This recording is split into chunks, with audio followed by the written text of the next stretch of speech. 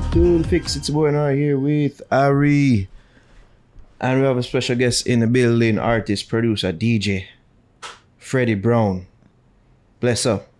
What's happening? Why every time one foreign artist come in town? You notice, Javi? It's not true. What up? Yes. Never talk about that. Yes, you did. That was my intro voice. Okay, all right now. Welcome, Freddie. Well, thank you. It's nice to be here. Hello. Nice. Thank you for joining us. Thank you so for much. having me. So, I mean, as Nara said, like, you're a DJ, a producer, an artist. You're so many things, but pretty much your main hat is DJ? I think, well, I've always liked to mix music, you know, like I didn't even do it as like a career thing. It was more just for friends, like after hour things, you know, like after the club, do like really, you know. But then I don't know, it just kind of became part of it and is a different part of it. But I think for me, it's always been about making music, playing instruments. So I play everything on my records. I write it all from scratch, play every instrument. So literally you're instrumentalist. So yeah, I play everything and then I arrange it all. And then the only thing I don't play, which is on my record, would be saxophone. I found a really dope 24-year-old jazz saxophone player by the name of Joshua Childress in LA. And he plays on a couple of tracks. He kills it. Like, so the saxophone is back, you know. Like. Yeah, he plays the soprano, alto, tenor, and flute. Really talented, bro. Like really. Yeah. So I play guitar as my first instrument. I love piano and synthesizers. I like 70s analog synthesizers with like knobs that you can turn and get freaky sounds and stuff. And I like that. Drums, bass,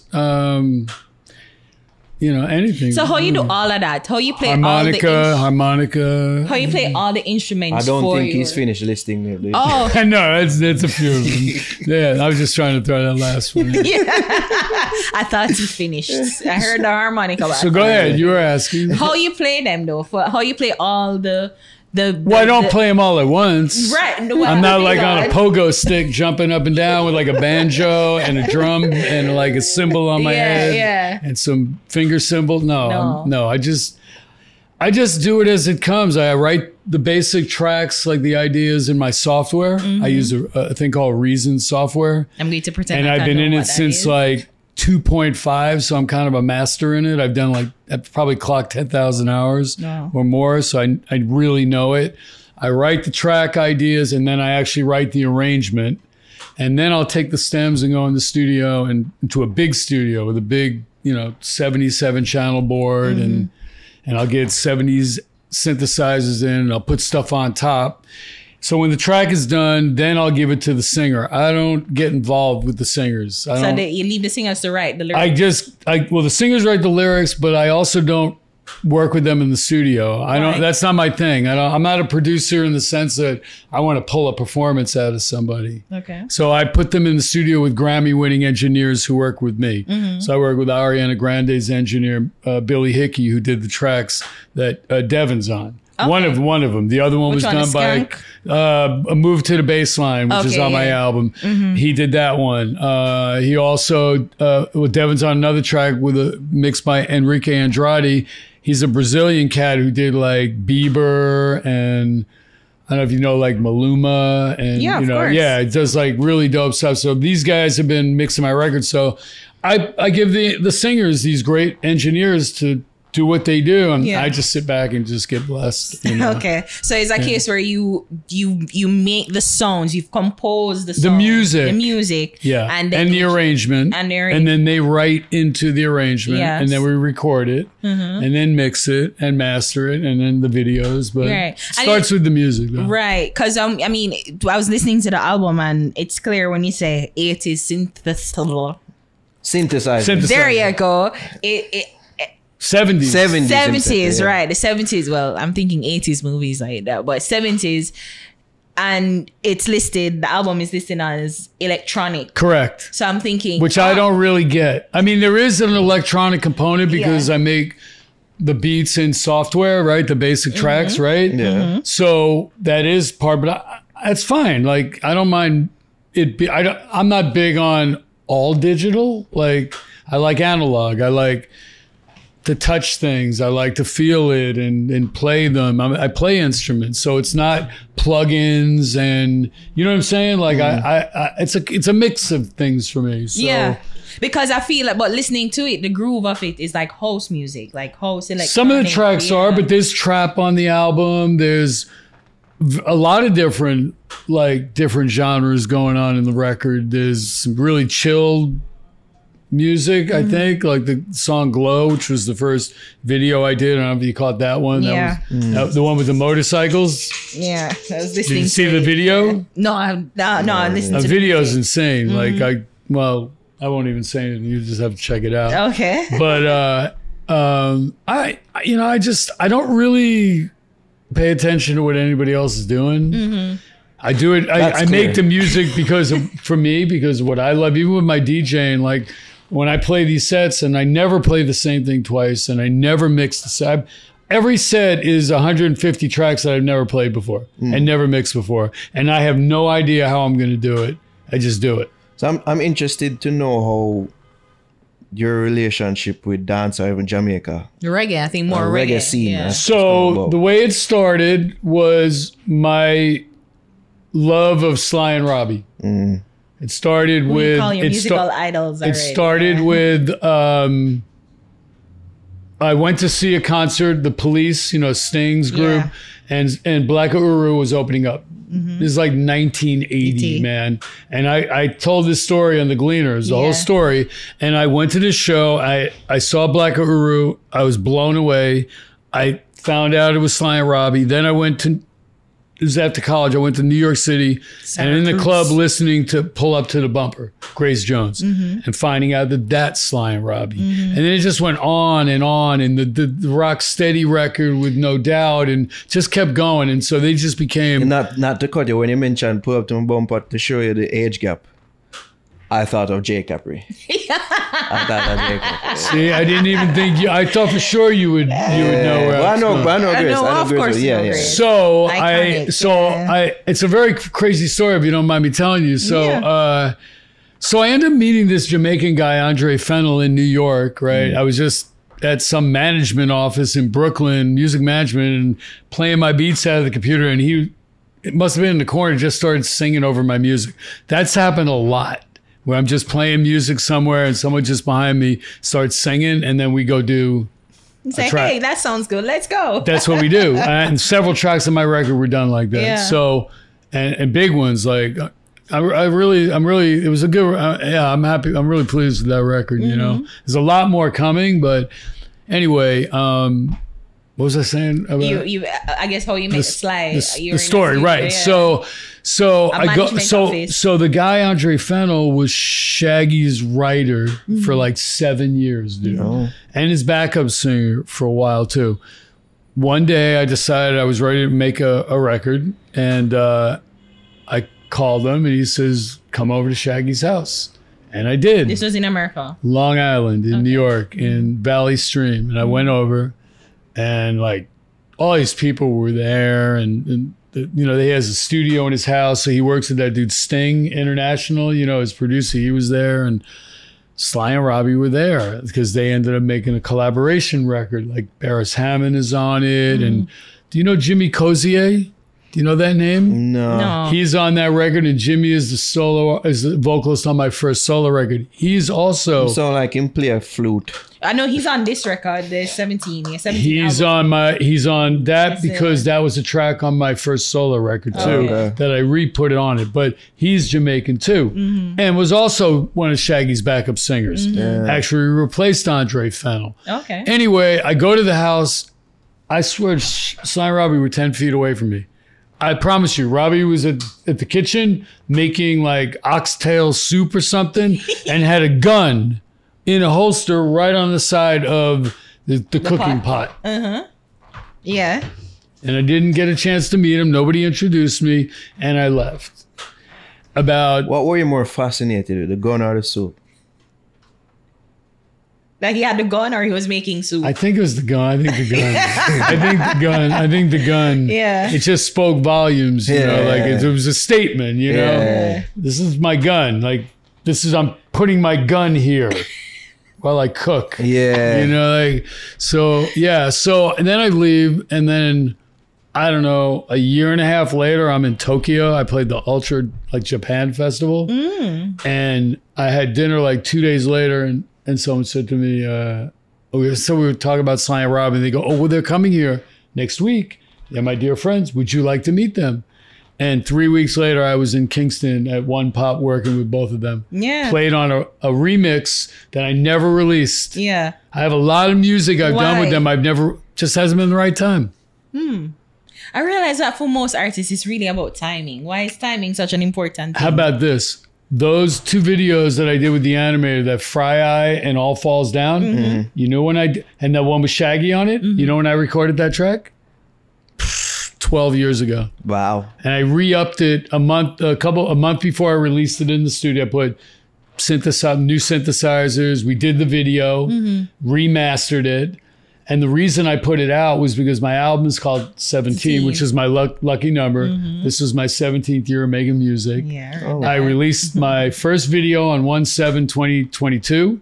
I released the album on 1/7/2023. You talk about like, why do you wait? Yeah. So I had this track. I knew it was a dope track, and I'd come here. I played tracks for Devin when I was here the first time, and he's like, why are you not putting this out? Like, what are you doing? And then right before the year ended, I realized on that song, Shaggy says 17 right at the beginning of the track. Well, and you're not involved in the writing and the... I didn't write any of the lyrics. Right. So and I'm like, if I don't put this out now on my 17th year and have that open the album, what am I doing? Like, and so that's what I did. Wow. And then, so the timing for that was just perfect. But I guess what that said was that the track was timeless anyway. Like, it's just going to be one of the... I love it. Yeah, because that's one of the things too about like, because you had to do all, you say you re-up it and remaster it. So even the songs that you have unreleased and the work that you've done with Sly and Robbie, you don't feel like it may be dated, or you're just thinking it's not timeless. At all. And by the way, if I do decide, when I do find the time is right to put it out, I will go back and re-up them. Okay. So when you say you re-up them, to what do you mean by that? Like the last time, like with the track with Devin, I wrote the track probably 5 or 6 years before. It was just an instrumental, and then we went into the studio, and I just had a bunch of 70s synthesizers, like a Prophet 6 and like a Juno, and just really dope synthesizers that have crazy sounds. And here's the thing about me: when I put stuff on top of the track, I don't know what I'm gonna record or what I'm gonna play, and I only do it once. That's it. So everything you hear that's like a melody or a synthesizer, it's because you can't recreate a moment. And I'm trying to I want the music to to be in the moment. So it's not a matter of being perfect. It's about it is always perfect. So there's that too. There's no editing that has to be done when I play. Really? Yeah. Well, yeah. I'll show you. There's piano tracks like that I did that one take, man, all the way through. Yeah. Wow. Yeah. That's unusual, because in the process is usually that no song good. It's just the energy I feel when it's time to do that, and so I just set it up like in the video. Like I was surrounded by synthesizers, but that's my guy animating me that way. But those are real synthesizers that I just set up, and I start, I fuck around. Excuse me. You can't go. I mess around with it. I mess around with it a little bit before I actually record it that one time. Yeah. So I'll mess with some knobs and I'll find like a tone that I really like, and then I just go. And it really speaks to your mother. It said no barriers, no limitations, nothing to hold back the sonic explosion. So you feel like even so where there's no mistake for you, there's like you don't redo or re-edit anything. It's just the expression of the music. I'll tell you what I'm gonna do next. Once, probably within the next, I don't know, 3-4 months, I'm going to have a part of my show where like eventually I'm going to go out and tour, perform this music from my album. Yeah. I haven't done that yet. I'm just doing these DJ sets where I don't even play my music in the sets ever. I don't play my own music. I'm mixing other people's music, and it's the way I do it, and the music. Well, I had to process that a little. Is it that you don't want to push your music? Like, you no, don't make it I seem like just you're have pushing your always. music No, above I just have everybody always. else's? No, really, bro. It's like I just been waiting. I just don't. You know, it's got to be everything the right time. I'm super confident about all of it, but everything has to have its right time and place. And sometimes, you know, it's okay to wait a minute. You know, and I'm really pleased the way it's all kind of manifested, and it's kind of crescendoing now, because I'll tell you honestly, like I'm going to be playing in the Cayman Islands, that song with Devin, either one of those songs, I could easily mix those into a house set, because one of them is like a house, you know. And so I'm probably going to bring Devin to Cayman, you know, have him perform it with me, and that'll be the first time that I play. And I have to ask you too, because Devin, like, you know, that's a conversation we had, but I had to ask, when did you have him record for your album? Like, and how was it? Like, you had to bring him up? Did you record down here? So we met in 2015 from Sly Robbie's camp. The guy that ran Taxi Records, a Japanese cat, Kaz. He's back in Tokyo now. He and I became friendly when I came down the first time and met Sly and Robbie. He had a Japanese restaurant here, a sushi restaurant. Okay. I actually had dinner with Robbie there the first time I came down. What's the name of the restaurant? I don't remember. Oh, okay. It's gone though now. Oh. But he introduced me to Devin after they made the record that was nominated for Reggae Album of the Year. And so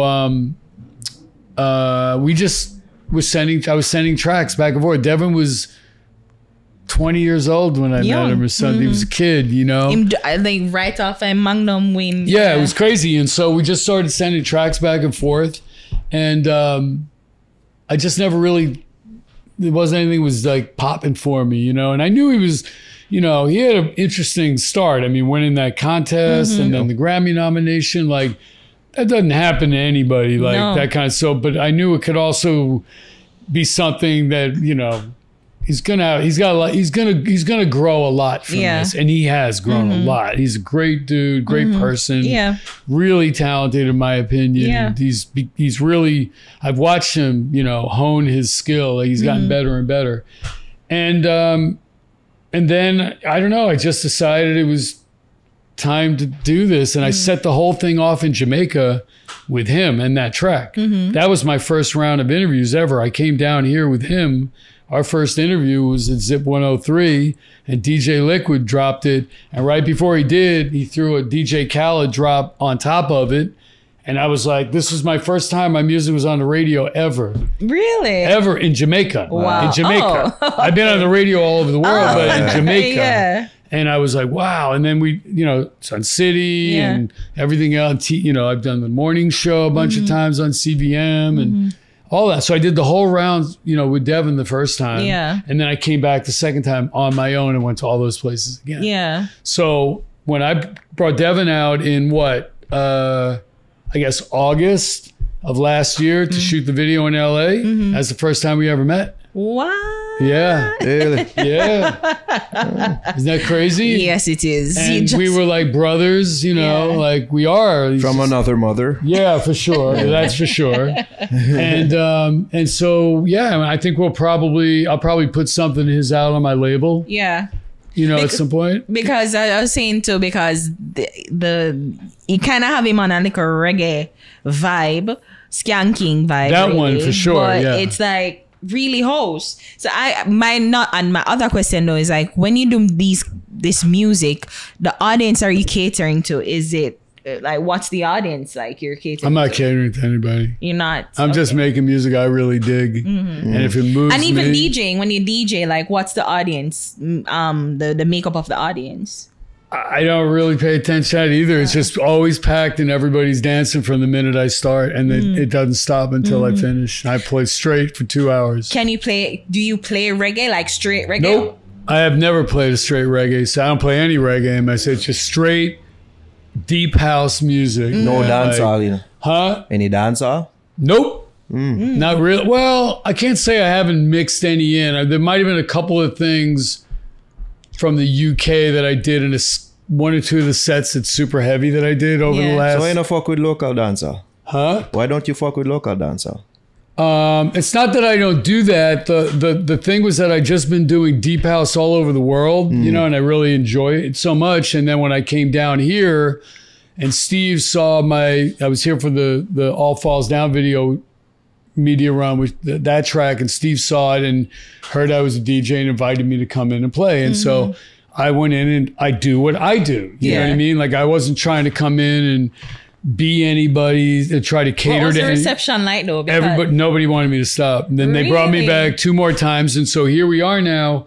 Basically, Steve is reopening his house music club from 10 years ago with me headlining, and that's bringing dance music back to Jamaica. Perfect transition. I hope. but to answer your question, though, I would love to fuck with dancehall artists, and like I said, well, Irie Soldier. Yeah. We're gonna do music together, dance track together. So I'm looking forward to like what he brings. Dance track. It's definitely going to be a Freddy Browne featuring. So it's not dancehall. Oh, it could. I mean, I'm down to mess with. I love the genre. Yeah. You know, and also what I found about dancehall is that it's pretty broad. It's got a lot of different like sub genres like of dance hall, you know, like some of them I hear are, you know, really like, you know, really dancey, and some of them are really like spacey, and some of them are, you know, more on the pop side. Like there's a lot of different flavors in dance hall. So I like it a lot. And there are a lot of the artists that I'm like, when I went to the award show, like I was watching, not that it's dance hall or maybe it is, I was watching like Ding Dong. Yeah, that's dancehall. It was dope. It was super dope. He was that was awesome, that performance. The songs were dope, the tracks were dope, the vocals were dope, the dances are dope. That was really dope. Can you? No, I can't. Those days are over for me. I'm not dancing. I make people dance. I'm not dancing. I throw my hip out. Wow. It's not more about the return of Brand New Machine though. Yeah, that's it. That's the house music vibe. So this is the club that Steve Urchin ran. Fiction. It was his club, you know, back in 10 years ago. And from what I understand, and believe me, I'm just sharing what little bit I know, because he hasn't told me a whole lot. He hasn't really, but that's okay. But I know just the honor to be able to do this with him. And you know, Fiction was a big thing. Like it was a major thing. So I feel honored to do that, you know, and to talk about this. But I guess, you know, it's bringing house music back. You know, I guess it took place in New York too. Is that what I understand? Like it kind of rotated between Kingston and New York for a while. That's what he said to me. Okay. So I thought that I never went to it in New York. Whenever I don't know. But then again, in the 90s, I wasn't around very much. I was out like just elsewhere in the world doing stuff. So where you based in right now? What? Where you based at right now? So I live in New York. I've always lived in New York. I'm born and raised in New York. I've also had a place in LA for the last 15 years.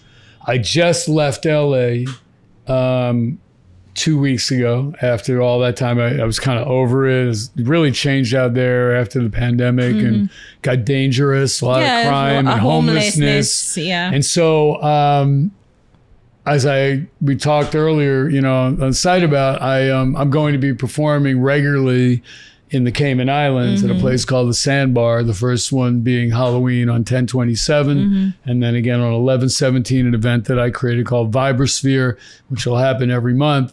I'm now en route after Jamaica. I'm moving to the Cayman Islands. So you're in a living. Yeah, I'm going to be living there. I'm moving my record label, Soon Recordings there. I'm going to build a recording studio there because I'm going to really build a amazing studio. I hear it's nice there. I hear it's nice there. I've never been, and so I never been, and so I get there on. They just up and moving there. So how you never? They never ever test it out before. So I'm getting there and then performing for like 4,000 people the first time, like right, and then again on the next, and so it's amazing. And this is like a tour. I mean, I know it's a very tourist destination, and so the crowds are the group of people that's going to be there, the audience is going to be very eclectic, and so here's the thing, to your host music. So here's the thing, well, no, I'm not going to do that either. I'm going to do what I do, and they're going to love it, and that's what happens. Okay. I tell people all the time, I said this earlier, like you might not know one of the tracks of my set, but you'll love every minute of it. Okay. And that's what I do. You know, it's just about curating the right tracks that are going to give off the right energy, you know, the right vibration, and then how you mix them together, and you transition them, and, you know, and effects that I'll do live in real time, you know. So it's just a real... it's an adventure for me. I'm doing it for me because it's fun, and I don't know where I'm going to go. And so I know everybody there is getting off. And in the Cayman Islands, they get about 700,000 tourists a year now. So this venue, the Sandbar, the back of it sits right where the cruise ships come in. So we get all that. Plus you have 70,000 people living on the island, the expats and whatnot. So, yeah, I mean, 4,000 space that they have for 4,000 on one side, and then in the front they have another space for 8,000. Wow. Oh. In fact, I'm playing Halloween in the stage and setup that they're creating for me, and then a week later on the same stage, Steve Aoki, do you know who he is? Yeah, of course. He's playing a week after me in the same location. Okay. I'm having a good time. I guess that's the main thing, you know. And that's how you live long. Have a good time. Where are the harsh questions coming? I'm still waiting. Not there. Everybody, we're not even Not there. there. No. Oh, do I have to like break a sweat before you start digging? Yeah. No. All right, continue on then. Bless her for passing through though. You know what I mean? I was looking forward to this return of Brand New Machine happening Tomorrow. September 9th. Had either one of you ever been to It's Brand not New tomorrow, Machine? 2 days on Saturday. Had you either one ever been to the previous but Brand New Machine? No.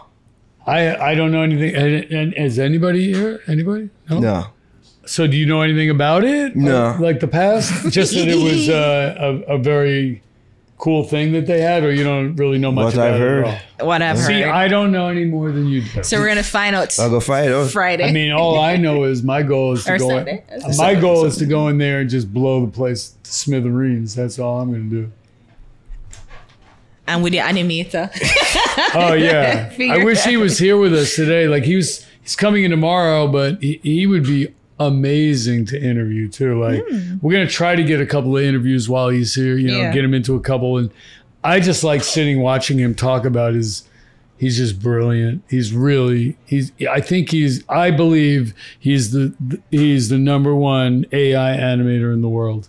Wow. I really do. Well, and so does everybody. Oh, so does everybody else that's seeing his work. It's just second. I just talked to my partner today. My business partner was a really interesting guy. His name is Rob Johnson. We've been friends for 19 years. He was head of software at Tesla for 6 years. Whoa. He just recently left, right? He goes to join this company that's this new AI first company. Don't ask me what AI first means. I don't know. But the primary investors are Bill Gates, Eric Schmidt from Google, and Reid Hoffman, who created LinkedIn. Okay? They got like $250 million in their first round of financing. My partner goes to work for them. The first second Zoom meeting that he had with the partners, one of the partners in London goes, "Hey guys, I want to show you something I found on Instagram." It was my animator. So he's working. They don't even know that I hired this kid. Oh. This guy brought it up in the meeting, unknown. Yeah. These guys, this company I just told you about, they just got their second round of financing. They got $1.3 billion. Ooh, so you're going to get some money. It's called infraction.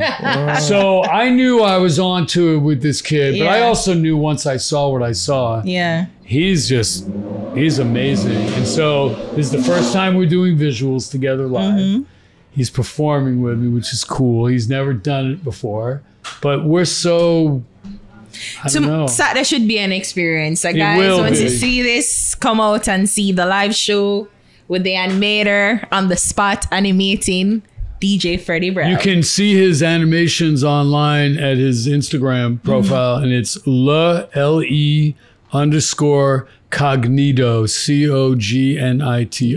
Okay. That's his handle. And then mine is, just for future reference, is the Freddy, Freddy Browne, which is silent. Yeah. I give thanks, bro, for passing through. Yeah, well, I want to go see this. I go there. Yeah, of course. Yeah. Big up Steve. Of course. You know what I mean? All right, people, are we that?